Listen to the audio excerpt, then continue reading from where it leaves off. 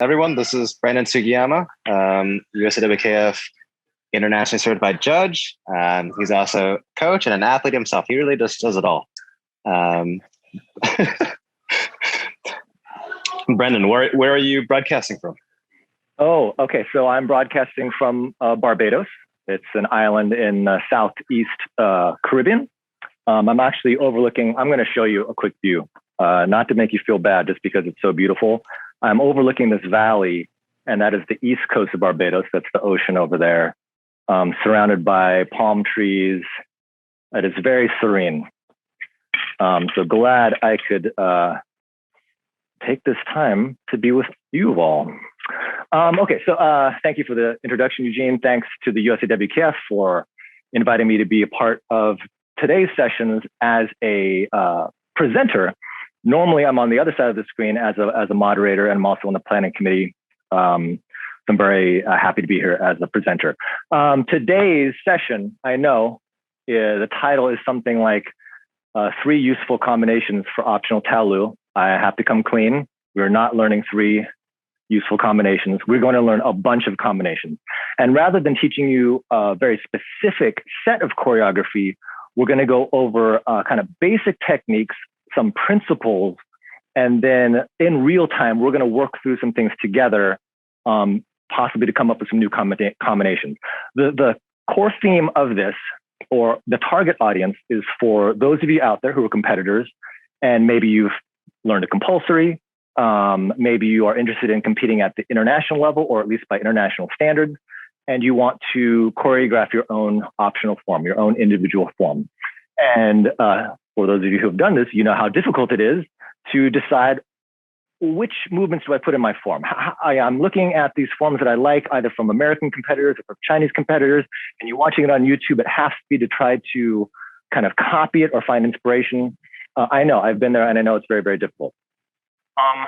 What we're going to be covering today is how to cover ground, how to cross the floor in a way that is low risk, risk being the possibility for making an error that would result in a point deduction, since we're focusing on competition.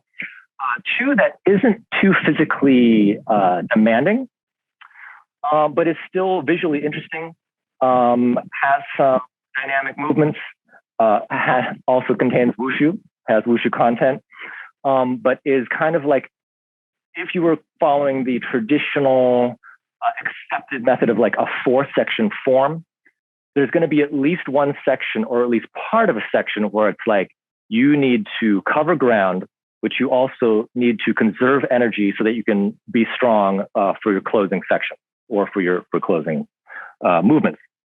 So we're going to first talk about different types of stepping, specifically stepping that would, again, cover ground, keep your momentum and your movement moving forward across the carpet. We're going to be going over different kinds of steps. We're going to be going over different kinds of skips, what I'm calling a leap and a gallop. For those of you watching, whether you're watching live on Zoom or if you're watching this recorded on YouTube, some of this terminology is stuff that I just kind of came up with, or this is what I call it among my friends.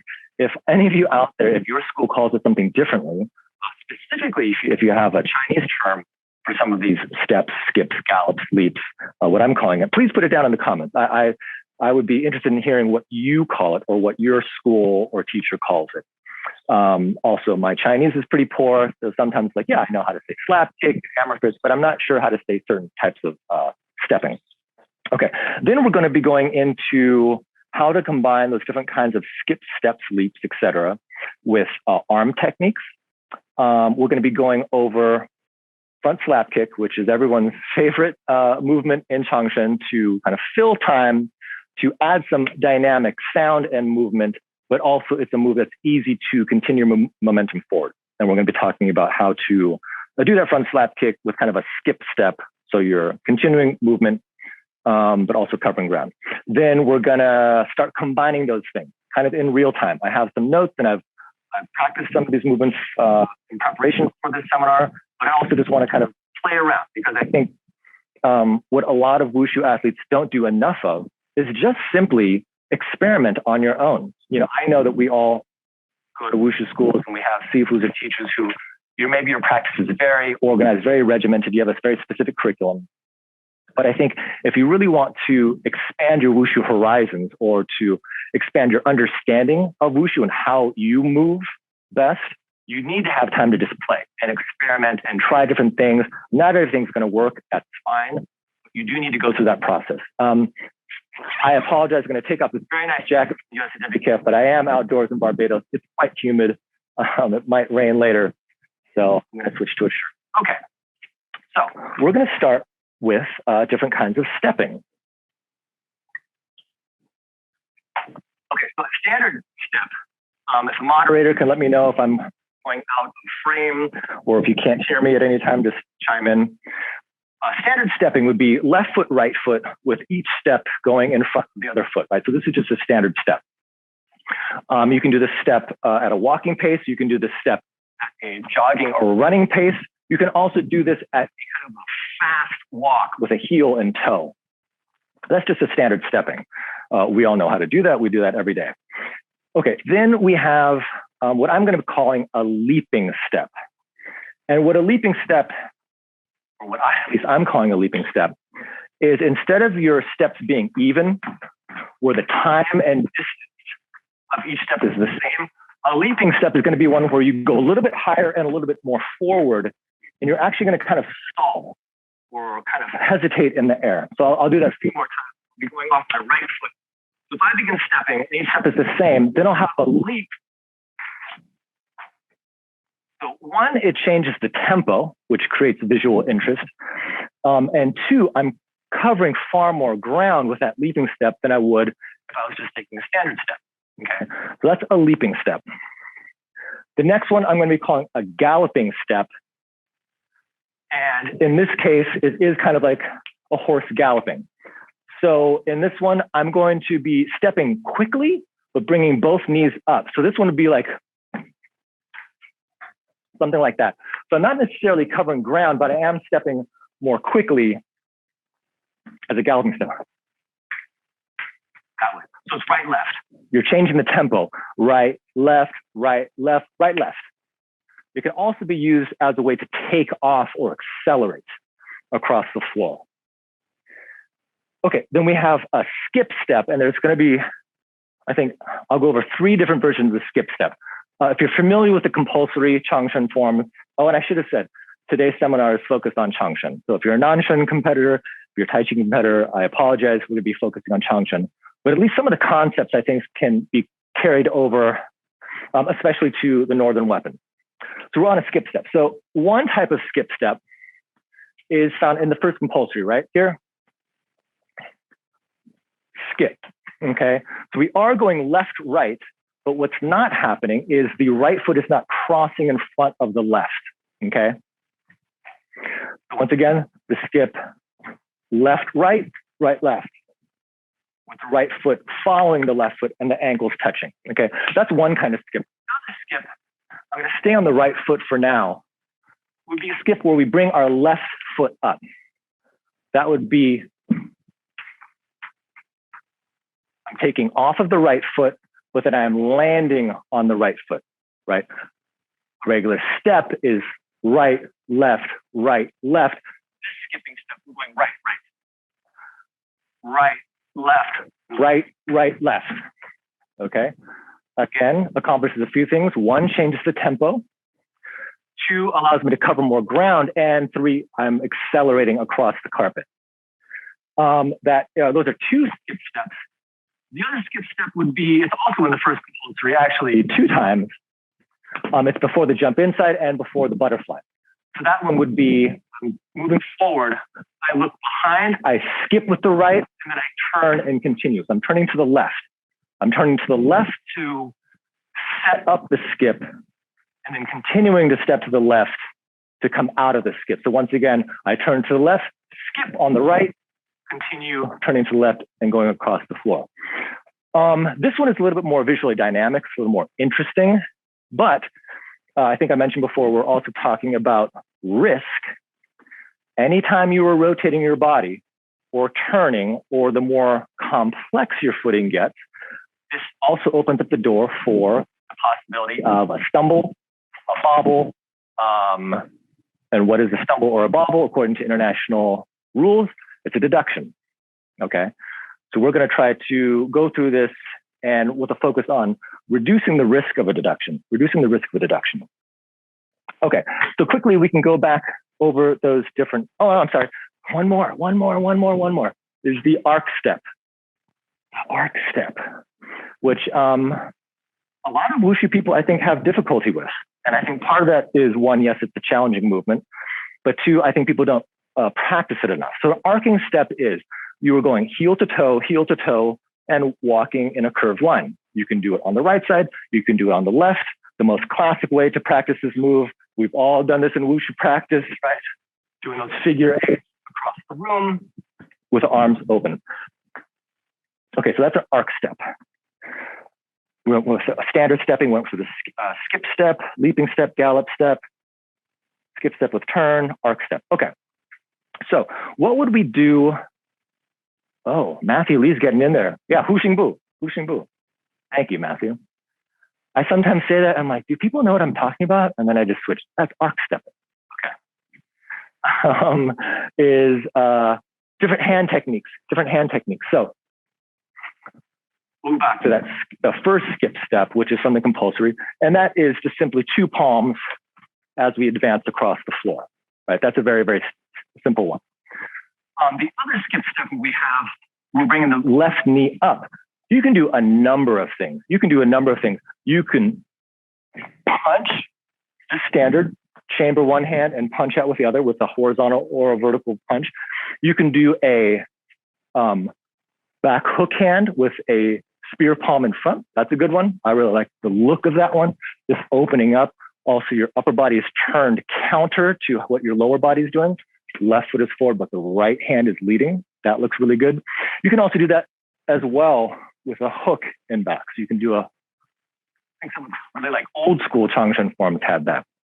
Okay, so there's some hand techniques for the skip step. For a leaping step, very, very common is to do a punch. So that leaping step again, we are taking off on the right. We're trying to get a little bit of a hang time in the air, but then we were landing on the left. So again, just without the hands, that move, okay? Now, if you're very athletic and you can get some hang time, you can make a really nice change in tempo and contrast. Run, jump, punch, and in the air, you've got that little pause. You can do a punch.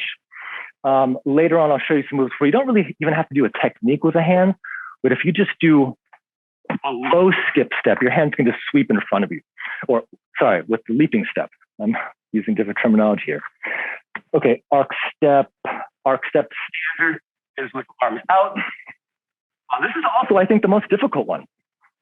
Anytime you're opening up the chest with your arms at shoulder level or above, this adds difficulty. Now, if you've been doing Wushu for 20 years or something, you might say, Brandon, well, that's not difficult, right? It's not difficult. But if you are, say, 3 years into Wushu, and you're kind of making that leap to advance or making that leap to international rules, remember that any movement that you do in the form comes at a cost, comes at some sort of physical or mental load for you that will make your form more difficult. So even if you say, well, Brandon, I can hold this pose and I feel fine. Well, how do you feel after you've done a jump front kick with a jump inside and you've done a butterfly twist and you're in your fourth section and you try to do this? What happens is your chest closes and then you're kind of doing a Wushu-Kungfu like this, which doesn't look the best. So another option that is just like easier, keep your hands beneath your shoulder. So you can just do one hand out, the other hand out, that's fine too. But this is a much easier position to hold when you're fatigued than this, okay? It's minor, but trust me, when you're making competitive form, every little thing counts, okay? Okay, so we've gone over the steps, we've gone over different arm techniques for those steps. Let's talk about a front slap kick. I'm gonna kind of assume some things here, or I'm gonna tailor this for people that are kind of at an intermediate level. So maybe you've done Wushu for 2 or 3 years, looking to get to the next step. Standard front slap kick is done walking with a standard step, left, right, right? We all know this one, right? Left, right, left, slap kick. And our base foot, our left foot, the non-kicking foot, stays on the ground. It's a very, very standard way to do a front slap kick, okay? We can even speed this up with our feet moving faster, but still the technique is pretty much the same, okay? So this is a front slap kick with kind of a forward hop. And I know that for some of you, you're thinking, okay, this is very, very simple, but I want to go over it first. So I'm going forward. I want to keep my momentum going forward. So when I do a slap kick, instead of letting my left foot stay planted on the ground, I'm going to do a little hop. Right, so my left foot is almost doing a skip. As I'm kicking, as the leg is up, I am kind of hopping forward or skipping forward on the left. I'll do this a few more times. Okay. Now notice, okay, for some of you like, oh yeah, Brandon, I've done that before. And if you've done the Changsheng or first Changsheng compulsion, you've done it here into the weaving arm, right? Okay, the idea is the same. As you're kicking off the right, your left foot is hopping forward, but there's a very important distinction here. When you do that hopping front slap kick before the wheeling arm, the hop is basically made to put on the brakes. You're trying to stop your forward momentum and change the momentum into a vertical circle for the wheeling arm, okay? In this case, we want to keep our momentum going forward. So the difference is we don't open up the right hip. We keep our hips going forward. Don't push that hip out. Difference is with a wheeling arm, after the kick and skip, I push the hip out, which puts on the brakes. In this case, I want to keep the hips forward. Okay. But the momentum of my kick is moving me across the floor, the left foot steps. Okay. So I think we're all on the same page now. We've gone over different kinds of skips, steps, and hops. We've shown some basic hand techniques for those. And then we've gotten to the front slap kick with the skip, which keeps our momentum going forward. And we were covering ground, right? That's the theme of our seminar, how to get across the floor. Okay, so how do we put these things together? Hold on, I'm going to check my notes here. Okay. Yeah, okay. Oh, I should also say there's kind of two ways, well, there's more than two ways, but for today's seminar, I'll be doing the front slap kick with two different arm techniques. One is with this arm circle, which we all know from our basic front slap kick training. And the other is just to keep the left hand forward, which I found that for some students, when they first do it, it feels very awkward. And the reason it feels awkward is because you spent your whole life walking like this, where your left foot goes forward, right hand goes forward, right foot goes forward, left hand goes forward. And this suddenly becomes strange. Why am I keeping my arms out? But it's an important distinction because we'll be using both techniques or both methods of going into the front slap kick as we start putting these things together. Okay. So again, one way is right hand is a circle with right hand forward, left foot forward, left hand forward, right foot forward. And the other is keeping the left hand forward no matter what my feet are doing. Okay. It's keeping the chest open.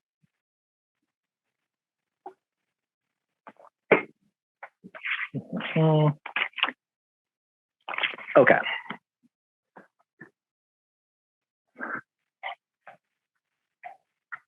So let's do just some basic things. We're going to go to that first, or actually the second skip, which is skipping right foot with the left knee up. Okay. So again, the skip is this: right, right, left, right. Okay. And you can go into that with steps. You can go directly into the skip. So again, it's left, right, right, left, right. Okay. As you're learning different kinds of stepping, what I've found is useful is instead of actually saying left, right, which is what I'm doing, is to listen to your footsteps. Almost like your feet or your legs are like drumsticks, and you're listening to the tempo, like which foot is hitting the ground. And if you can get that rhythm in your head, I've found that that's an easier way to kind of internalize the movement rather than always going, okay, what foot is forward? I'm going to go right. Then I'm going to go 2 times with the right, once with the left, and then back to the right. Just think like ba, ba, ba, ba, ba, ba, ba. It's much easier. Okay. So back to this skip, and I'll do it with hook spear palm. This skip. Okay. So if we do that skip, my right hand is already forward, right? So if my right hand is already forward when I come out of the skip, it's very easy to go into an arm circle for a front slap kick, okay? Just a few times. Can somebody put in the chat, can you pick up these moves when I'm looking at the camera, or would it be helpful if I do it like with my back facing the camera? I'll put that in the chat. One of the Eugenes let me know if there's enough consensus for people to want me to show it with my back turned to the camera. Okay, back to the move. So it's skip on the right, left, front slap kick with the skip, okay? So I've done that really, really slow, but if I was doing it more full speed, I'm not gonna go full speed because I'm not fully warmed up, but if I did it more full speed, I can cover a lot of ground, right? That didn't take a lot of energy. I was staying with my eyes and my shoulders facing forward, so I'm not turning on this plane. And yet I do have Wushu content in that move. It has movements that we all, as judges or as athletes, we're like, yeah, they're doing Wushu. And yet you've covered a lot of ground with very, very low risk, right? Basically with one kick. Hey, Brandon. That was, yo. In the chat, it looks like there is some interest in getting a rear view. But I think that was weird wording, Eugene. There's enough interest in the chat for a rear view. Okay, we're going to do that same move with my back. I think multiple angles is good. Yes. Great. I like that wording better. Okay, so we're going to go over this again. Hold on, I got to close these windows because they're hiding my view of myself. Okay, so again, we're going to do a skip off the right foot. Okay, so the skip is left, right, left, slap kick. Okay, so all we're doing is we're doing a skip with the right leg, lifting the left knee up, and then following that, going into the front slap kick with the arm circle and the forward hop. Okay, we'll do that again. Left, right, left, kick, and advance forward. Okay, one more time from this side. Left, right, left, front slap kick with a skip. Okay, pretty simple. I think pretty simple. That's kind of one of the safest combinations we're going to do. Okay, what about? Did I go over the skip and turn? Oh my gosh. We're going to go over leaping step. We're not going to worry about the hands at all. I'll do leaping step facing you and then a leaping step away. So again, we're taking off the right, kind of getting a little hang time, but then we are landing on the left. So in this one, left, right, left. Okay. A leaping step. I'll do it on this side. So I'm stepping with my left, leaping with my right, landing with my left, and coming out of it immediately. Okay. I touched on this before, but again, everything we're doing here, our goal is to cover distance and to keep our momentum going forward. So anytime I'm talking about like hopping, leaping, or skipping, our focus is not going up and down, right? I'm not trying to go real high with my skip. I want to move forward. That is our goal. Okay? Again, leap. Left, right. I'll do this facing you. Left, right. Okay? Now, when we come out of this, we're going to switch the arms from doing the circle wind up into just keeping the left arm forward. If we do the leap, when we land, our left hand is forward, and it's easier to just keep our arms open rather than trying to quickly get an arm circle in before we do the front slap kick, okay? We're going to do this a few times. Yeah. Again, leaping step off the right. Step left, leap right, left, kick with that hop forward, keeping that momentum going forward. Left, right, leap. 4 steps into a front slap kick. In that case, we're adding 4 steps, which is quite a lot. I would probably advise like not to go more than 4 steps, maybe 5 steps if you're feeling good. Once you get over 4 or 5 steps in a row, it does give the sense to judges, spectators, and other athletes like, oh, this seems like maybe it's still right. If you keep it under 5 steps, under 4 steps, the tempo and the energy stays high enough where it's like, oh yeah, this is a good Changchun. This is Changchun. Okay, that's the leaping step. What about a galloping step? So a galloping step for hands, I like to do a back fist.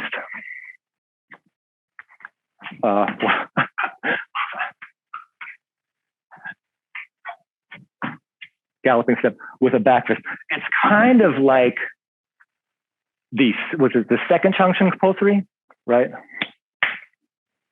Here, except we kind of do that. In that one, you kind of stopped. And this one, you don't stop your feet. You do a gallop. So I'll do this again. I'll do this from this side.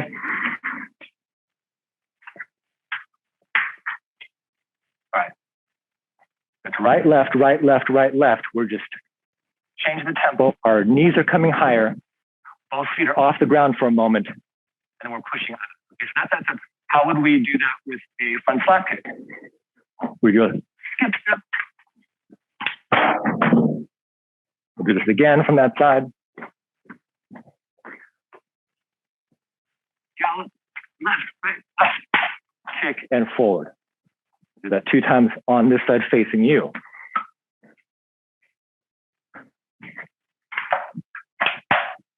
And forward. One more time.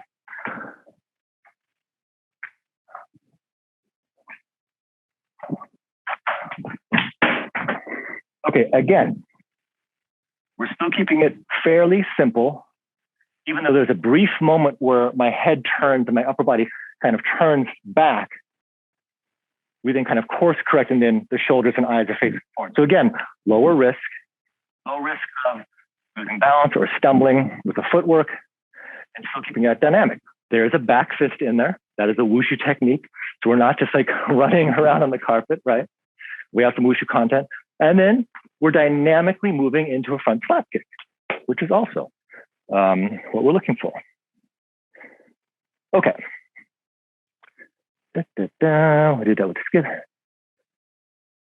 Oh, skip step with a turn. Skip step with a turn. As I said before, I think the first compulsory does this twice.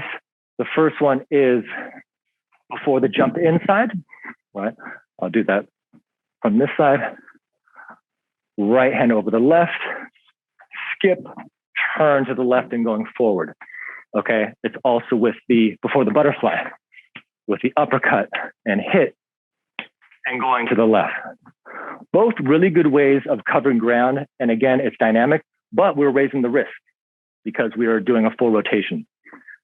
But let's show some examples how we would add the slap kick to this. So first I'll do it with the palm push. So left, right, skip, left, right, left, front slap with the hop, okay? Do that a couple times with my back facing. Left, right, skip, left, right, left, front slap kick with the hop. One more time. Left, right, skip, left, right, front slap kick with the hop.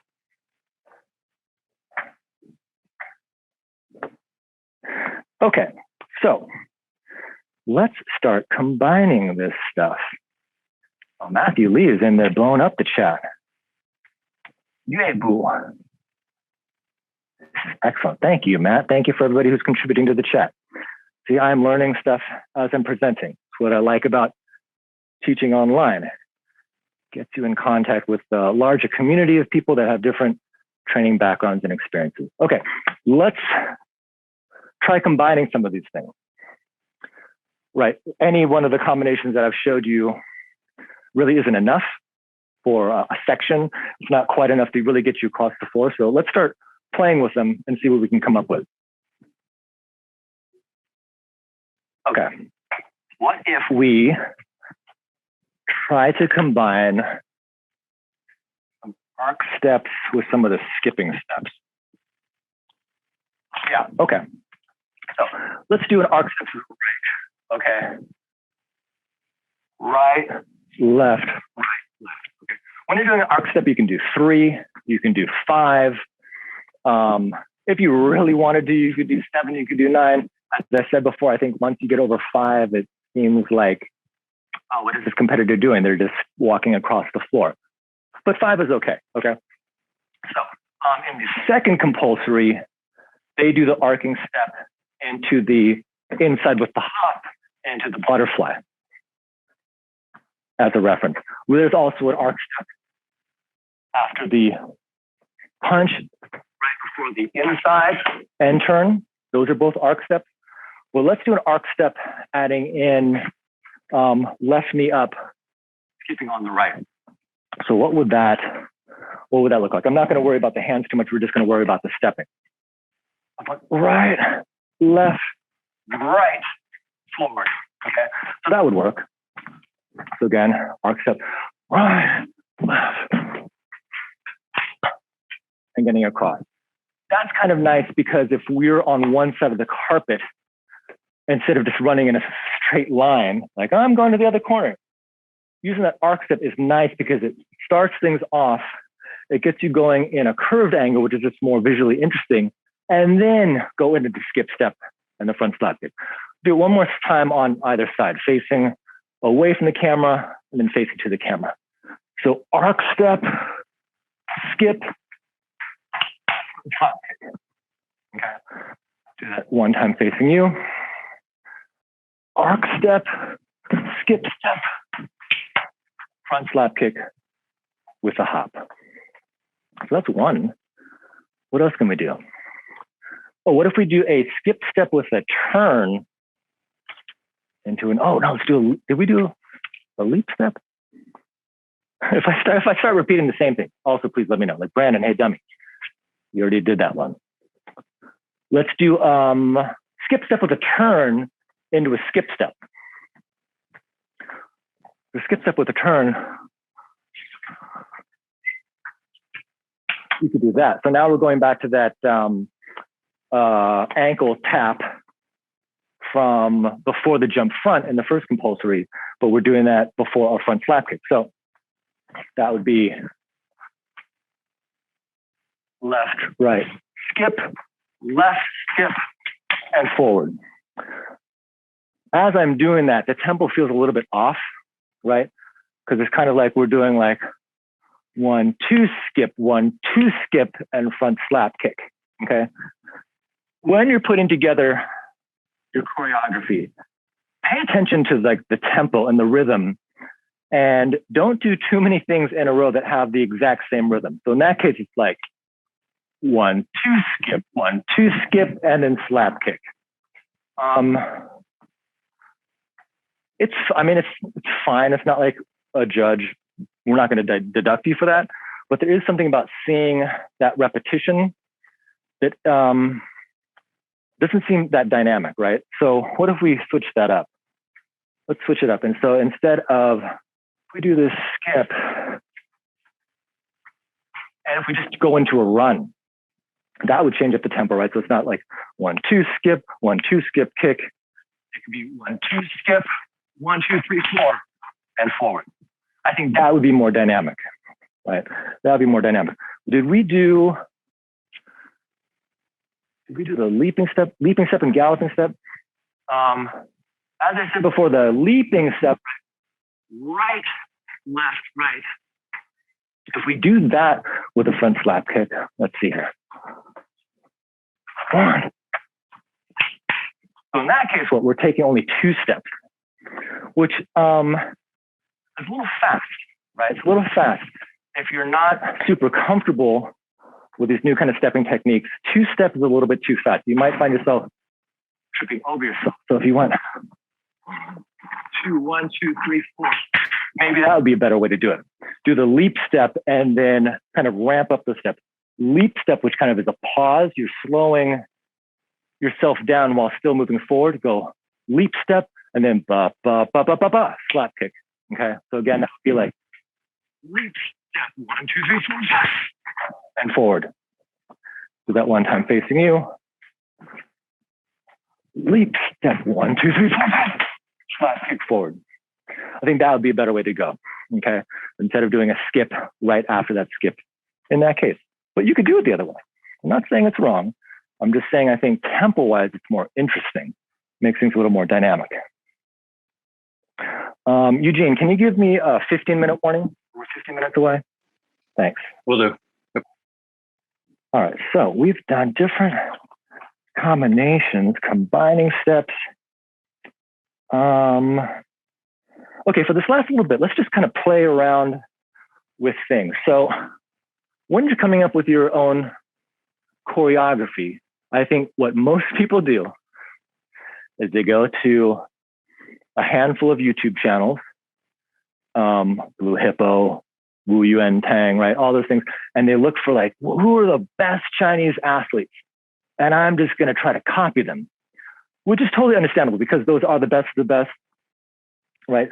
Phenomenal athletes, incredible talent, really interesting choreography. But the problem with that is you are not a professional Chinese athlete, especially if you're on that cusp where this is your first time coming up with your own form. This is your first time moving up to be judged by international standards. If you make your form too complex with techniques that either physically are challenging or just require skills that you don't quite have yet, you're kind of setting yourself up to compete not at your best, right? It's too difficult for you. I'm not saying that you can't get there, but my recommendation, I've seen a lot of competitors go from beginner to intermediate to advanced, especially on the collegiate level. And when they get to advanced, that's a big jump for people to make. It's very, very difficult. So my recommendation is to keep things simple. Simplify things both in the complexity of the movements, but also on how physically challenging it is to you. Before I was talking about the difference of just like this is easier than like this, right? Because of that strain on your muscles, but also on your flexibility. When you are gassed out, and you will be gassed out when you move up to this next level, anything you can do to simplify it or take off that physical and mental load on you, it's going to improve your performance. I want to go over some things just on footwork and stepping and skipping.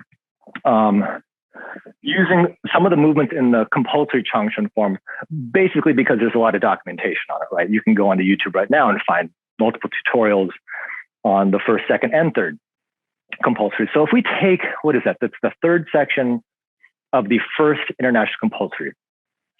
After this move, we go 1, 2, 3, punch, right? Snap palm, go back, and arc step, okay? If you go back and watch competitors from like the 90s, when that was the compulsory form, you'll see a lot of variation in the stepping. When I see kind of like newer school athletes that do it because they're looking at a book or looking at a tutorial video, it really is like 1, 2, 3, 4, 5, 6, okay? Take those steps instead of being 1, 2, 3, 4, and incorporate some of the ideas that we just went over about taking a step and pausing in there, taking a step and raising a knee up. You can take that combination and go a lot of different ways. So we could go 1, 2, 3, 4, and go forward that way. Same basic structure, right? Same basic structure. Really change the choreography a little bit much. So 1, 2, 3, 4, skip. Instead of having both feet together on the punch, we can actually punch in that right foot skip with a knee up. I'll do that one more time on this side and one more time on the other side. So again, instead of stepping, I'm going to be doing these kind of leaps, skips, gallops in the air. So it's 1, 2, 3, 4, 5. And then from that, we can go into a slap kick, right? 1, 2, 3, 4. Slap kick. So again, there's wushu content there, right? Blocking, eyes going side to side. We are covering ground. We're adding a punch, ending in a slap kick, but we haven't expended that much energy.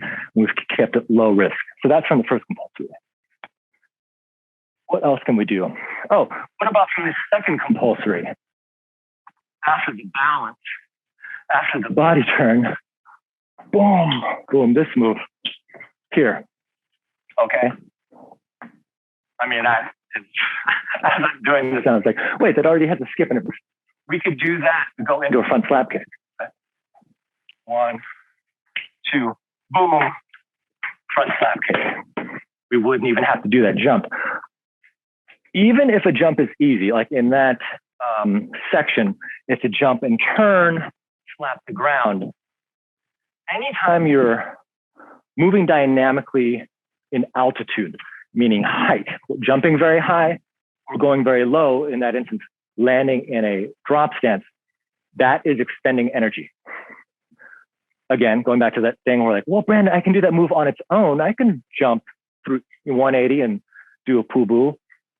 But when you're in your third section or your fourth section, when your energy is low, it's going to be more difficult. So simplify it. Instead of doing a jump, turn, slap the ground, just keep your momentum going forward. All right? Bah, bah, bah, bah.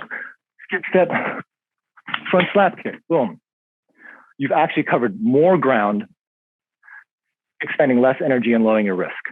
Okay, so those are two kind of variations from the compulsory long fist form.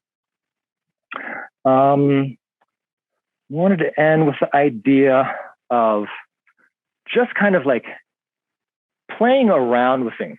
I know I said this before.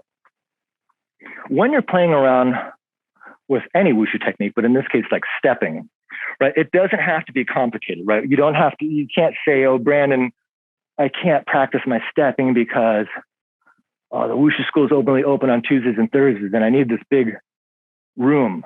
It's like, no, you don't. You just need like 2 meters by 3 meters. Like this space is even more space than you need. You can do it indoors, you can do it outdoors, you can do it on a basketball court, you can do it on your front lawn, whatever. But if you take this concept of like skipping, hopping, leaping, you can do this kind of in a square area. So if you remember that game Foursquare, which is like, right? I forget the rules of the Foursquare. There were 4 squares. It was on asphalt, and you would like hit the ball across to the other square. If you just set up a square and think of the different quadrants, just try skipping around and then going backwards, forwards, back, arcing, and just try doing wushu in a square and see what you can come up with. Turn, retreat, advance, go side to side. Try it with slap kick, try it with snap kick. I know that a front slap kick is like the default wushu move. And to be honest, sometimes it gets like a little bit played out. You know, sometimes you're watching a form, you're like, another slap kick, another hammer fist. Oh. Try some other things, right? You don't always have to end a section in a front slap kick. You can do a skip, put on the brakes, and do a snap kick into something like that, like from the second compulsory. You know, you can do things. You could end in an outset, or you can do a skip, inside, turn, or stand. You could also do that. So any of these moves that we've just done, you can end in an inside. You can also, I was thinking about doing this move. I'll just show you really quickly, but it's from the second compulsory, which is an inside with a hop. So inside crescent kick, right? Base leg is straight, stays on the ground. On the inside with a hop, as the kicking leg comes down, the base leg comes up. So there's like switch. It's almost like a lever or a scissors. Right leg comes down, left leg comes up. So it's this. I'll do this a few times facing you. Okay. And you can do this with a turn. So you can do arc step. Brandon, just FYI, 15 minutes. 15 minutes. Thank you. I'm going to go over, review what we've gone over, and then open it up for questions or anything, if there are even questions. Okay. So arc step. Inside with a hop. You could do that at the beginning of the run. You could also do it at the end of the run, right? Boom. And finish that one. Again, it's another technique you can put in your arsenal. Doesn't take that much energy. Does kind of increase the risk if you're not able to switch those feet. If you don't turn enough, it might be tough on your ankles. You might wobble, right? We're increasing the risk, but also increasing the diversity of techniques in your wushu form. Okay, so quick review. We know for different kinds of steps, standard step, a skip step, which was done 3 different ways. One with the ankles tapping, one with the knee up, and then also the turn, skip, and turn out of it. We did the leaping step, right? Taking off, pausing in the air, but then landing on the opposite foot, taking off right, leaping, landing on the left. We did the gallop step. You don't advance much in that, but it does change the tempo, and then it allows you, once you come out of that gallop, to accelerate. And then we did the arc step, and then some combinations of those with different arm techniques. So, okay, I'm gonna stop. That's the end of my formal presentation. I want to open up to folks who might have questions. If you're one of those competitors who is coming up to your own first individual form, if this is your first next year, we're coming out of a pandemic, and you're like, this is the year I want to try to compete by international rules. Okay, what kind of questions are you having? If it's better, if it's a question based on something we've done today and this seminar, but I'd like to open it up if you guys have questions or comments. No, just, oh yeah, Jibu, Yebu. Yeah, some of the stepping, it's nice that when they came out with the Tai Chi rules, they actually named some of the steps in pinyin. I'm like, oh, advancing step, following step, those kinds of things. Side step, which before I didn't have the Chinese for. But any questions, comments, concerns? Anybody in the room that's going to be competing for the first time by international rules, or you're planning to this year? Anybody who's choreographing their first individual form, what challenges are you facing, and what kind of questions do you have?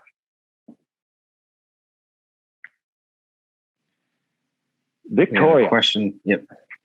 Okay. Have you ever seen stepping with same leg, same arm instead of opposite leg and opposite arm? Would this be useful, even legal? Yes. Yeah.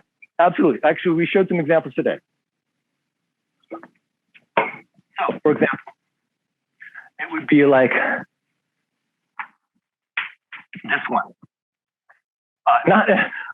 Maybe to clarify the question for Victoria, there wouldn't be a good time to go like this, right? Left hand, right foot, like that wouldn't necessarily make sense. But there would be some times where your arms kind of stall.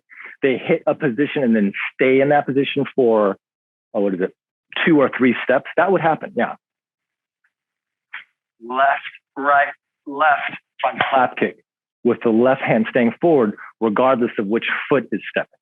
So yeah, to answer Victoria, yeah, it is useful. And in fact, quite common. Thank you, Sharon. Glad you enjoyed it. Victoria says, thank you. Any other questions, comments, things you're not too sure about?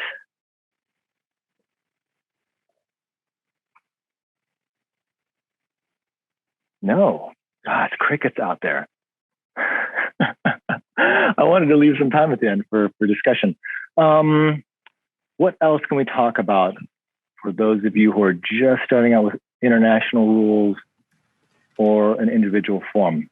If you're a B judge, you have someone with a lot of diversity in their movements, and then you have someone who doesn't, but everything else is pretty much the same.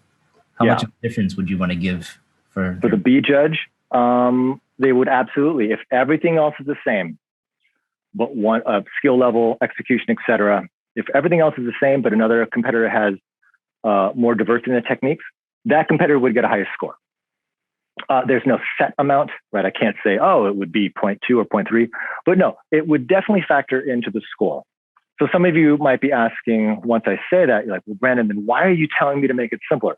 The reason I would suggest you make it more simple, if this is your first time making an individual form, or this is your first time competing by international rules, trust me, your B score is not going to be the thing that determines your placing.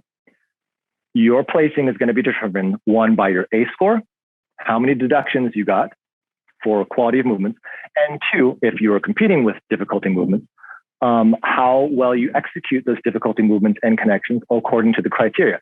B score is going to be like the last thing to worry about. To be really honest, I think the only people that really need to focus on B score are very elite athletes. And when I say elite athletes, I mean you have competed on your national team, A team at the World Wushu Championships, not World Kung Fu Championships, World Wushu Championships. That would be the time to think about your B score.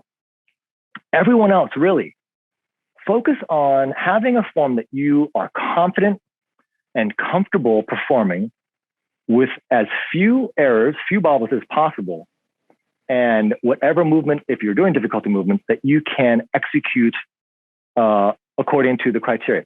Don't go for something that's like a full 2.0 on the C score. Don't do something that has all these tons of techniques, because anytime you do a technique, if you do it incorrectly or if it doesn't meet the criteria, that's a chance for the A judge to take the score up. So if you're like, I'm going to make a form that's so complex, which means I can get a high B score. But then if your A score suffers, right, that means you're making errors. If the B judge is seeing you make errors, they'll say, well, yeah, this is a complex form, but obviously their skill level is not high enough to execute it. B judges score on the performance, not on effort. Right? There's no E for effort in Wushu. Whatever you do, that's what we're judging on. We can't say, well, at least they tried. That's not in the rule book. There's nothing in the international rule book that is like, judges, at least they tried. That is not part of it.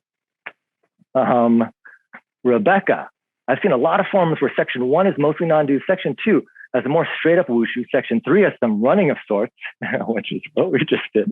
And section 4 is a butterfly and empty stand. What do you think of this template? Okay, well, do you advise non-elite Wushu athletes to stick to this? This is an excellent question. Rebecca, thank you for asking that question.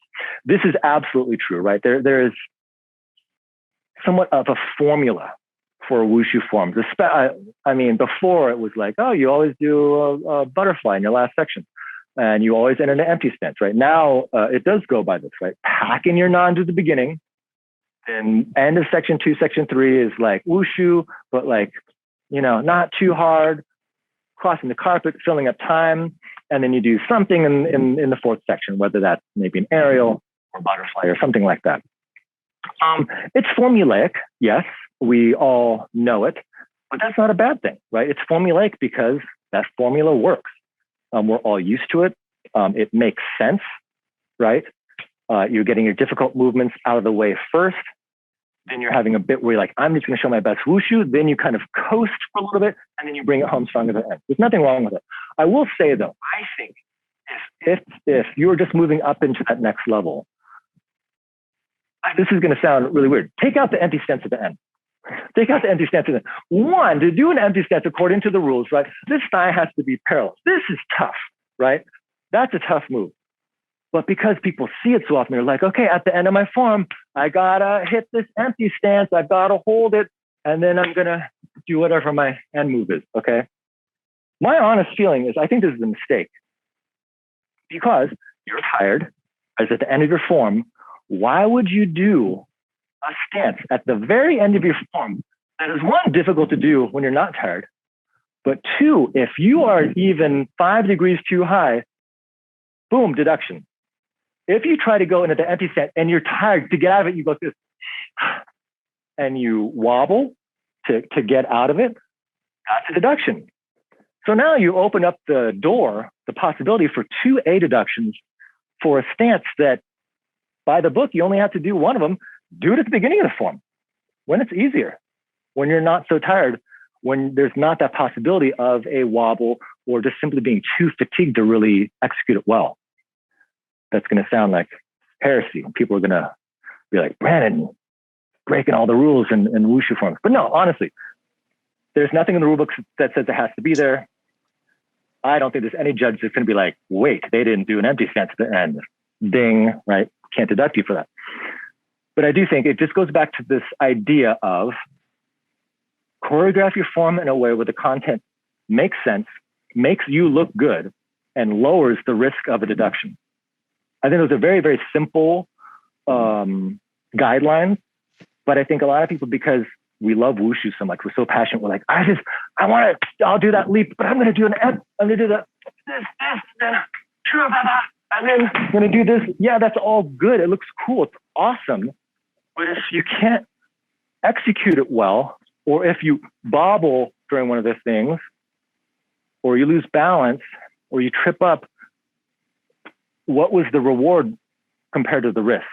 Right? The reward was you feeling cool, doing a cool form, and the risk was you get deduction, and now you're 12th place instead of 6th place. So I think we're coming to the end. Any other questions? Rebecca, that was a really awesome question. Thanks for asking that. We've got two other questions, actually. One is from Matthew Tay. He has suggestions on how to start teaching, these sort of movements to intermediate students. What should the focus of the exercise and drills be? Yeah, I think first, get rid of the arms and the legs. And what I mean by that, arm and leg techniques. Like just work on like skipping. Skip, again, in that box, you can skip across the room, then skip, turn, skip, turn. A lot of these moves actually are incorporated into Chinese wushu workouts, but it's during the warm-up, right? The typical warm-up, we're running around the room doing the hip thing, but then these things, these are good exercises to relax the mind and just keep your feet moving, change the tempo, change the direction. That would be my suggestion. Just skip back and forth. Skip this way. Skip with the ankles. Skip and turn. And go over here. Come back. Boom. And just kind of like gallop across the room. Don't worry about the kicks. What I've found is when you try to be like, I'm going to teach you a skip step into a front slap kick, the student's like, oh my God, front slap kick. Well, what step? And then their arms freeze up. And then you've all seen it. They're like, oh, left, right. It complicates it too much. Take out the wushu and just work on the stepping so people get comfortable with that way of moving and feeling that tempo where it becomes less analytical and more just execution. You're just going to do it. Was there another question in there somewhere? Yeah, Aaron from Denver is asking, I guess, to provide, if you could provide any transition to or from stances, I guess, after or before this, covering ground sequence of movements. Mm-hmm. I mean, the easiest one I made fun of before. What do you do after front slap kick? Hammer fist. Hammer fist is a good one. Because one, it's cool because if I'm covering ground here, I can turn around so I can go back the same direction. Another one, and turn and slap the ground. That's a good one too because you're taking your forward momentum and changing it to a vertical circle momentum, which is nice and kind of stops your forward movement so you can change directions. That's a good one. Or, take out their front slap kick instead. Front snap kick, cross-legged bounce, front snap kick, boom, boom, boom, anything. I would say if you're having problems coming up with that transition, play, record yourself on video. If it doesn't look good, try something else and keep trying. Watch videos, but I would just caution people, I like watching Chinese wushu videos too. It's better to look at athletes from your country that are just like 2 or 3 years in front of you, or maybe a few years in front of you. Look at them, right? I'm going to be talking to Americans right now from the United States. Look at United States athletes because they're training under similar circumstances with the same kinds of challenges, limitations on resources, and just see, don't look at like a Stephanie Lim. Look at the person that's just like 3 years in front of you. Somebody who's maybe it's their second year competing in advance. Look at what they're doing.